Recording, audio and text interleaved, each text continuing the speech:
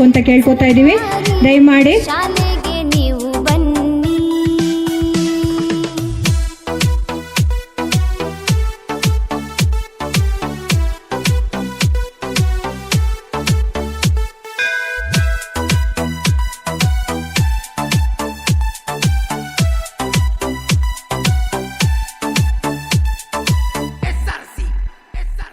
20 ವರ್ಷಗಳನ್ನು ಪೂರೈಸಿರುವ ಪ್ರಯುಕ್ತ ಹಾಗೂ ಶಿಕ್ಷಣ ಇಲಾಖೆಯ ಅಡಿಯಲ್ಲಿ ಗಂಟಿಕೇರಿ ಕ್ಲಸ್ಟರ್ನ ಕಲಿಕಾ ಹಬ್ಬದ ಈ ಒಂದು ಕಾರ್ಯಕ್ರಮದಲ್ಲಿ ನಮ್ಮೆಲ್ಲರ ಕರೆಗೆ ಹೋಗೊಟ್ಟ ಆಗಮಿಸಿದಂತಹ ಸನ್ಮಾನ್ಯ ಜನಪ್ರಿಯ ಶಾಸಕರಾದಂತಹ ಶ್ರೀ ಅಬ್ಬಯ್ಯ ಪ್ರಸಾದ್ ಸರ್, ಮಾನ್ಯ ಅಧ್ಯಕ್ಷರು ಕರ್ನಾಟಕ ಕೊಳಚೆ ಅಭಿವೃದ್ಧಿ ಮಂಡಳಿ ಹಾಗೂ ಮಾನ್ಯ ಶಾಸಕರು ವಿಧಾನಸಭೆ ಹುಬ್ಬಳ್ಳಿ ಧಾರವಾಡ ಪೂರ್ವ, ಇವರನ್ನ ತುಂಬ ಹೃದಯದಿಂದ ನಾನು ಸ್ವಾಗತಿಸುತ್ತೇನೆ. ಚಿಂತೆಯಿಲ್ಲ ಇಲ್ಲೆಲ್ಲ ನೋವಿ.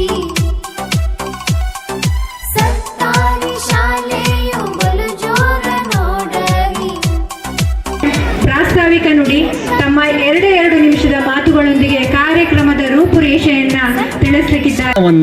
ಒಂದು ಭವ್ಯವಾಗಿಸ್ತಕ್ಕಂಥ ಒಂದು ಕಾರ್ಯಕ್ರಮ ಆಗೈತೆ, ಜ್ಞಾನವನ್ನು ಸುಂದರಗೊಳಿಸ್ತಕ್ಕಂಥ ಕಾರ್ಯಕ್ರಮ ಇದಾಗೈತಿ. ಅದ್ರ ಜೊತೆಗೆ ಇನ್ನೊಂದು ಭಾಳ ಮುಖ್ಯವಾಗಿರ್ತಕ್ಕಂಥ ಕಾರ್ಯಕ್ರಮ ಪರಿಸರ.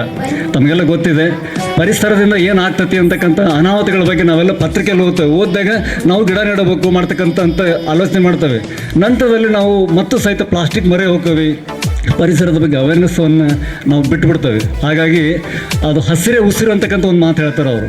ಆ ಹಸಿರನ್ನು ಉಸಿರಾಗಿರ್ತಕ್ಕಂಥದ್ದು ಮುಂದಿನ ಜನಾಂಗಕ್ಕೆ ನಾವು ಸ್ವಚ್ಛತೆ ಬಗ್ಗೆ ಮತ್ತು ಪರಿಸರದ ಬಗ್ಗೆ ಅರಿವನ್ನು ಮೂಡಿಸ್ತಕ್ಕಂಥ ಪ್ರಯತ್ನ ಮಾಡಿಲ್ಲ ಅಂದರೆ ಖಂಡಿತವಾಗಿ ಸಹಿತ ನಾವೆಲ್ಲೇ ವಿಫಲವಾಗ್ತೇವೆ ಅಂತಕ್ಕಂಥದ್ದು. ಅಷ್ಟೇ ಅಲ್ಲ, ಭಾಳ ಮುಖ್ಯವಾಗಿರ್ತಕ್ಕಂಥದ್ದು ಏನಂತಂದರೆ ಇದು ಪರಿಸರ ಮಾಲಿನ್ಯ ನಿಯಂತ್ರಣ ಮಂಡಳಿ ನೋಡಿರಿ ಬದುಕು ಕಟ್ಟಿದೆ ನೋಡಿರಿ.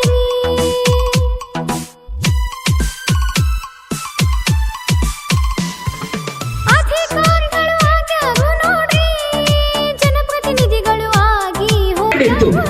ಹೌದಲ್ಲ, ಆಫ್ಟರ್ ಬಾಯ್ಲಿಂಗ್ ಏನಾಯ್ತು, ಅವರಿಗೆ ಕ್ಯಾರೆಕ್ಟರ್ ನಲ್ಲಿ ಸಾಫ್ಟ್ ಆಯ್ತು. ಹೌದಲ್ಲ, ಮೊಟ್ಟೆ ಆ ತರದ ಮೊದಲು ಇನ್ಸೈಡ್ ಇಟ್ ವಾಸ್ ಸಾಫ್ಟ್.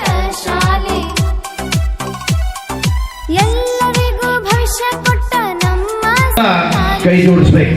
ಧರ್ಮ ಕರ್ಮವನ್ನು ಬಹುಶಃ 1972ರಲ್ಲಿ ದಿವಂಗತ ಶ್ರೀಮತಿ ಇಂದಿರಾ ಗಾಂಧೀಜಿಯವರು ಬಹಳ ದೂರದೃಷ್ಟಿಯನ್ನು ಇಟ್ಕೊಂಡು